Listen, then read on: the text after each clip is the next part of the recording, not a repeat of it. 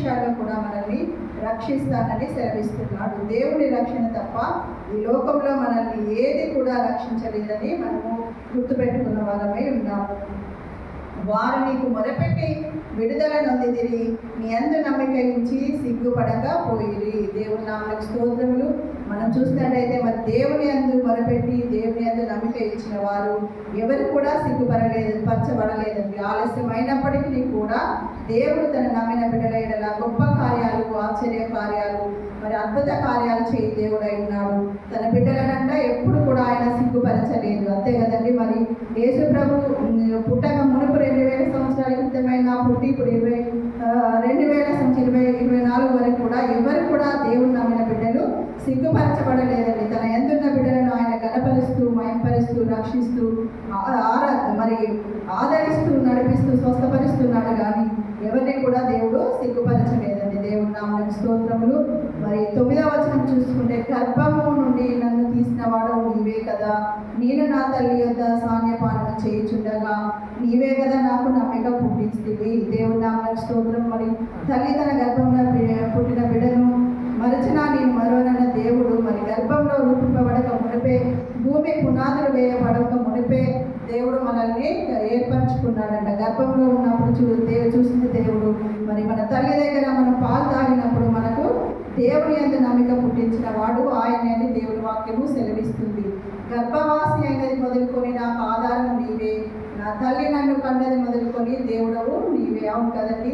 మరి అన్యులుగా ఉన్నప్పటికీ కూడా దేవుడు మనల్ని ఏర్పరచుకోవాలనుకున్నప్పుడు గర్భవాసి అయినది మొదలుకొని ఇదిగో తనను రక్షించే వరకు, రక్షింపబడిన తర్వాత మరి అంత వరకు కూడా కాపాడే దేవుడు మన దేవుడై ఉంటున్నాడు. ఇంటి దేవుని కలిగిట మరి ఎంతో ధన్యతగా మనము భావించాలి. దేవుడి నామమునకు స్తోత్రములు చెల్లించుకుంటున్నాను. హల్లెలూయా. మరి 21వ వచనము, సింహము నోట నుండి నన్ను రక్షింపుము, గురుపోతుల కొమ్ముల నుండి నన్ను రక్షించి నాకు ఉత్తరం ఇమ్మని మరి దేవుని వాక్యంలో సెలవిస్తుందండి. మరి గురుపోత అంటే మరి ఈ యొక్క శ్రమల నుండి సమస్త విషయాల్లో కూడా ప్రభు మరి మనల్ని రక్షించి మాకు ఉత్తరం ఇవ్వని దావీదు ఏ విధంగా ఆయనను వేడుకుంటున్నాడో ఆ విధంగా వేడుకోవడానికి మనము ప్రయాసపడాలి దేవుని సన్నిధానంలో.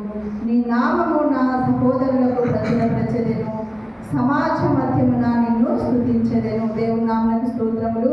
మరి దావీదు రాజు ఏమంటున్నాడంటే, నీ నామమును నా సహోదరులకు ప్రచురపరచెదెను, సమాజము మధ్య నిన్ను స్తుతించెదెను. మరి మనం ఎక్కడ ఉన్నా, సమాజం మధ్య ఉన్నా, మరి మన సహోదరుల మధ్యనున్నా, స్కూల్లో, ఆఫీస్లో ఎక్కడున్నా కానీ మన సహోదరుల మధ్య మనము దేవుని నామమును ప్రచురపరచాలి. దేవుని యొక్క కార్యాలను వివరించాలి.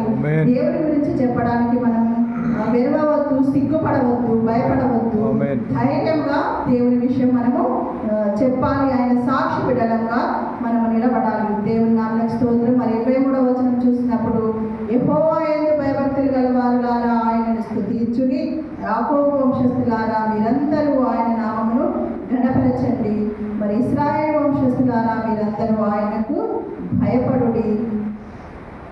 మరి ఇక్కడ 3 విషయాలు కూడా చూస్తున్నాము. యెహోవా వంశస్థులు అంటే దేవుని నమ్ముకున్న మనము ఏం చేయాలంటే దేవుణ్ణి స్తుతించాలి, మరి ఆయనను ఘనపరచాలి, ఆయన యందు భయభక్తులు కలిగి ఉండాలని దేవుడు సెలవిస్తున్నాడు. దేవుని నామమునకు స్తోత్రం. మనం కూడా మరి మర్చిపోవద్దు, యాకోబు వంశస్థులమే, ఇశ్రాయేలు వంశస్థులమే కనుక మనము మరి దేవునికి భయపడి దేవుని ఆరాధించే వారంగా ఉండాలి, ఆయనను ఘనపరిచే వారంగా ఉండాలి, స్తుతించే వారంగా ఉండాలి. ఏ పని చేసినా అయ్యో ఇది చేస్తున్నానని దేవుని మర్చిపోవద్దు, కానీ హృదయంలో ఎప్పుడు స్తుతి కీర్తన మన నోట ఉంటూనే ఉండాలి. దేవుని నామమునకు స్తోత్రములు. 25వ వచనం చూసుకుంటే, మహాసమాజంలో నిన్ను గూర్చి పాడెదను, ఆయన యందు భయభక్తులు గల వారి ఎదుట మొక్కుబడులు చెల్లించెదను. దేవుని నామమునకు స్తోత్రములు. మహాసమాజంలో మరి దేవుని గురించి పాడాలంట. మనకు రాగాలు రావాలని ఏమీ లేదు, కానీ మనకు దేవుడిచ్చిన ఆ యొక్క నోరుంది కనుక మనము దేవుణ్ణి ఆయన్ని స్తుతించాలి, కనపరచాలి. దేవుని నామమునకు స్తోత్రం. మనకు వచ్చిన పాటే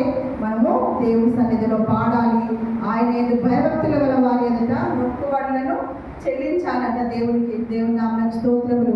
మరి దానం చేసినప్పుడు మరి కుడి చేత చేసింది ఎడమ చేతికి తెలియకూడదు, కానీ దేవునికి మొక్కుకున్న మొక్కుబడులు ఆయన భయభక్తులు గల వారి ఎదుట మనము మొక్కుబడులను చెల్లించాలి.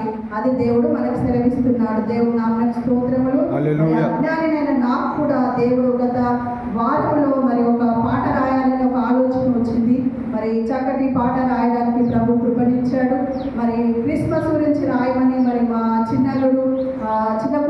చెప్పినప్పుడు మరి నేను దేవా మరి నేను రాయాలనుకుంటున్నప్పుడు దేవుడు కృపనిచ్చి మరి క్రిస్మస్ గురించి కూడా ఒక పాట రాసి ఇవ్వడానికి కృప చూపించాడు. ఆమేన్. హల్లెలూయా. బాధలలో ఉన్న వారిని మరి బలపరచడానికి కోసం కూడా దేవుడు మరి నాకు ఇంకొక పాట కూడా ఈ వారంలో మరి దేవుడు నాకు నాయనలో చూపిన కృప 3 పాటలు దేవుని మహిమపరచడానికి రాయడానికి ఆమేన్. హల్లెలూయా. మరి ఒక ఫస్ట్ పాట అయితే మరి నా చిన్న బిడ్డ అల్లుడు వారు పాడి రాగం కూడా దానికి సమకూర్చారు. అందరిని బట్టి దేవునికి వందనాలు చెల్లించుకుంటున్నాను. మరి దేవుడి చిత్తమైతే ఆ పాటలు క్రిస్మస్ రోజు పాడి వినిపించాలని మరి దేవుని ప్రార్థన చేస్తున్నాం. ప్రభు చిత్తమైతే ఆ విధంగా దేవుడు మరి బలపరిచి నడిపించడు కాక. ఆమేన్. హల్లెలూయా. మరి జ్ఞానమే అవసరం లేదండి, చదువు అవసరం లేదు.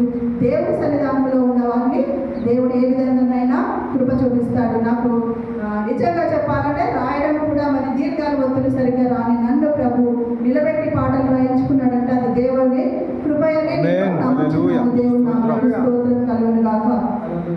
మరి 28వ వచనం చూస్తే రాజ్యము యెహోవాదే, అన్యజనులను ఏలువాడు ఆయనే. దేవుని నామమునకు స్తోత్రం. ఈ రాజ్యం అంతా కూడా ఎవరిదంటండి?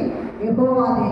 అన్యజనులను ఏలువాడు ఆయనే. మరి ఈరోజు మరి పోయిన గత సంవత్సరం చూస్తే కేసీఆర్ ఉన్నారు, ఇప్పుడు రేవంత్ రెడ్డి గారు ఉన్నారు. ఎవరున్నప్పటికీ కూడా రాజ్యం యెహోవాదే. ఎన్నుకున్నవాడు దేవుడే. మనం ఓటు వేసినప్పటికీ కూడా వారిని మనకు అధికారులుగా ఉంచేవాడు ఎవరండి? దేవుడే. దేవుని నామమునకు స్తోత్రం కలుగును గాక. మరి 30వ వచనం చూస్తే ఒక సంతతి వారు ఆయనను సేవించదరు, రాబోవు తరమునకు ప్రభుల గురించి వివరించాలి. దేవుని నామమున వివరిత్తుము. ఒక సంతతి వారు అంటే మన సంతానానికి మనము ప్రభువుల గురించి ప్రచురపరచాలండి. మరి అబ్రహాము ఇస్సాకు నేర్పించాడు, ఇస్సాకు యాకోబుకు నేర్పించాడు. ఆ విధంగా మరి ఇప్పటి వరకు కూడా దావీదు కానీ మరి దానియేలు మరి ప్రతి ఒక్కరు కూడా మరి ఈ రోజు మనం ఈ బైబిల్ పట్టుకొని ఉన్నామంటే మన తల్లిదండ్రులు మనల్ని ఈ బాటను నడిపించారు కనుకనే మనం ఉన్నాం కనుక మన సంతతికి కూడా మనము ప్రభుల గురించి నేర్పించాలి. బిడ్డలను ఆయత్తపరిచి మరి సండే స్కూల్ పంపించాలి. వారికి మంచి వాక్యాలను బోధించి వారిని ప్రభువు సన్నిధానంలో మనము నిలబెట్టాలి. దేవుని వారు వచ్చి ఆయన దేనిని చేసనని పుట్టబోవు ప్రజలకు తెలియజేతురు. వారు వచ్చి ఆయన దీనిని చేసనని పుట్టబోవు ప్రజలకు తెలియజేతురు. ఆయన నీతి వారికి ప్రచురము చేతురు. దేవుని నామమునకు స్తోత్రం. మనం పుట్టబోయే బిడ్డలకు మనము ఈ యొక్క వాక్యం గురించి బోధించాలి, చక్కటి మార్గంలో వారిని నడిపించాలి.